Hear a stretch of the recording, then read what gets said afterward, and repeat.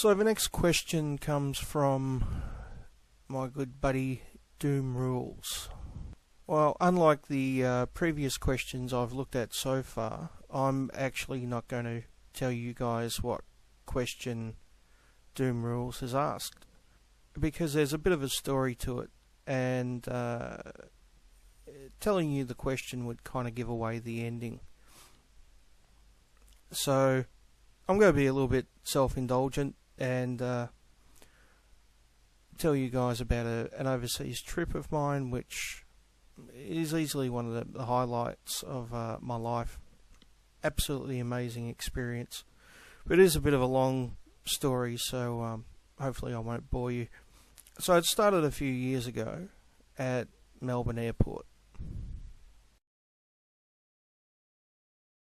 Before this flight, the longest I'd ever flown was somewhere between 7 and 8 hours. This flight was 14 hours. That's 14 hours in the air. By the time you board and take off and finally get off the plane, you're getting closer to 15 hours.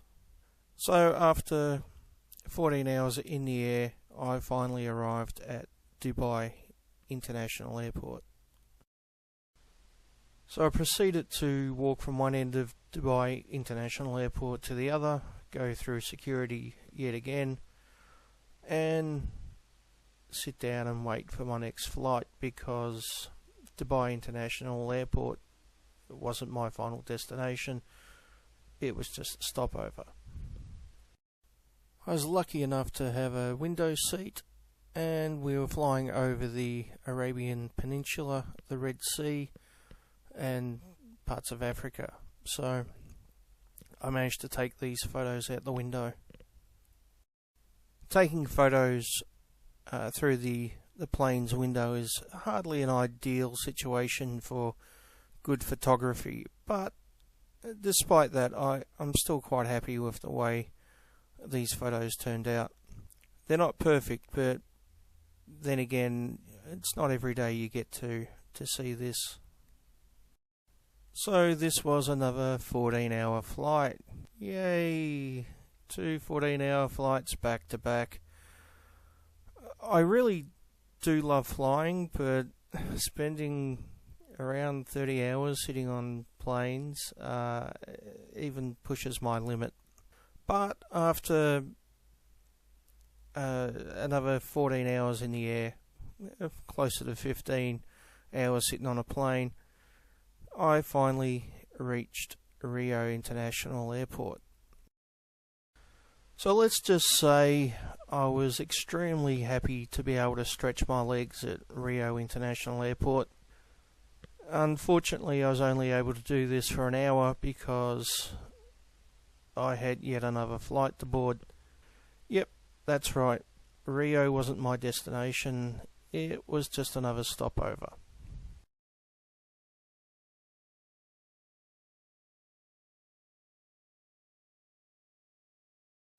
This time, thankfully, it wasn't another 14-hour trip, but only 3 hours to Buenos Aires.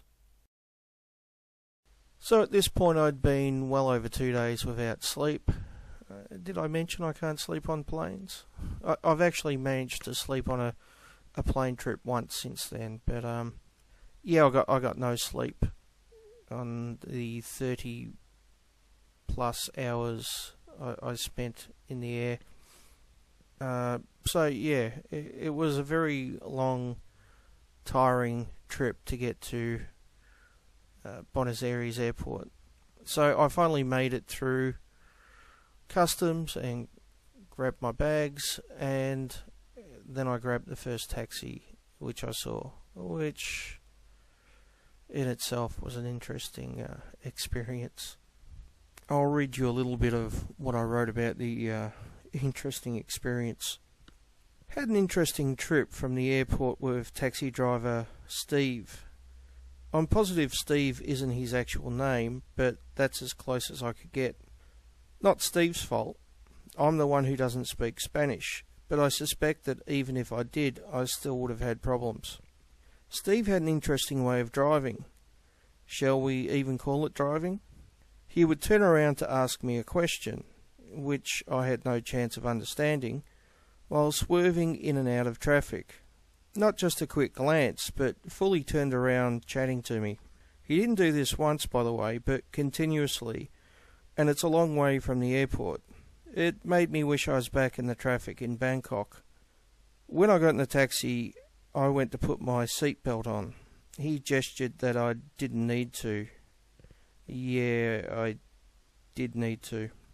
He continued to turn around and look at me while changing lanes and swerving in front of trucks, and he would then say something like, "Argentina primo?" It took me ages to figure just that out, but was he telling me Argentina is number one, or asking if it was my first time here? Turns out he was asking if it was my first time here, I think. Argentina primo? Primo? Argentina? Italiana? I think that's what he said.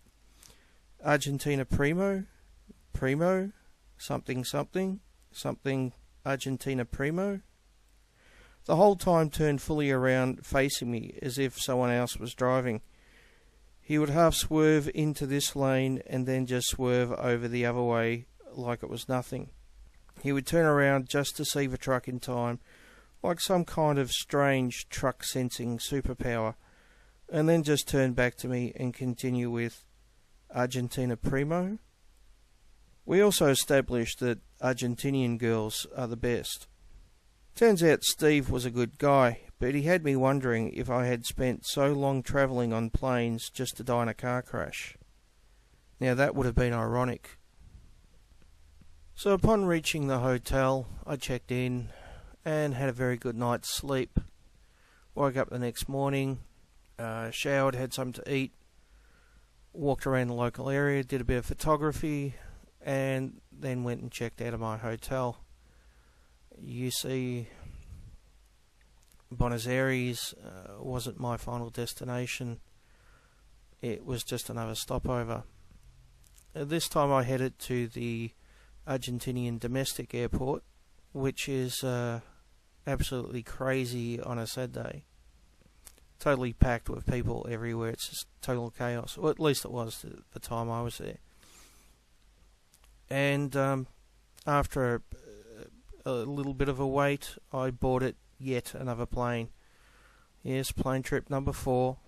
This time the journey was for 3.5 hours.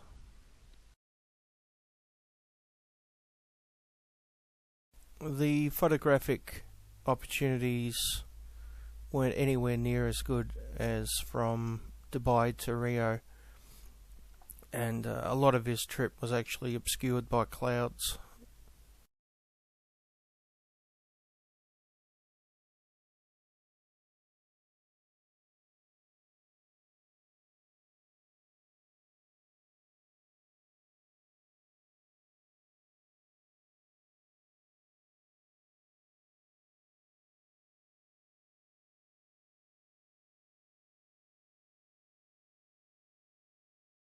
I did manage to grab some interesting shots when we were coming in for a landing, though.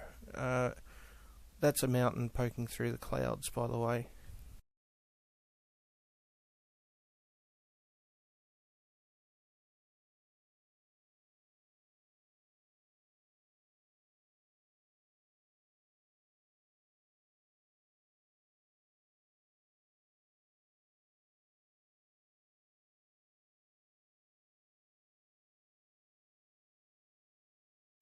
If you're wondering where I've finally ended up, it's the southernmost city in the world, which is known as Ushuaia.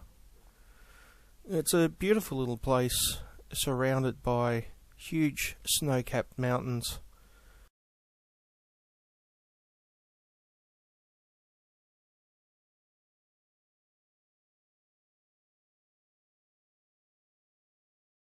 So I checked into my hotel, grabbed my camera, and went out exploring, walking up and down the rather steep streets of Ushuaia. Let's just say the local population must be pretty fit, because yeah, a lot of those streets were on a fairly steep angle. So I walked around for maybe 3 hours or so taking photos, and as the sun went down I finally headed back to my room.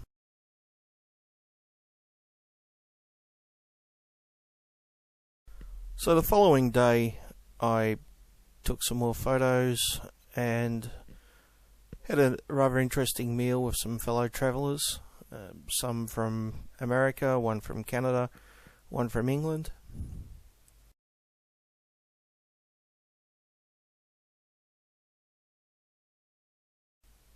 And then on the third day I checked out of my hotel because Ushuaia wasn't my final destination.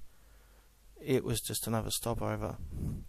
This time though I wasn't flying. This time I got on a boat.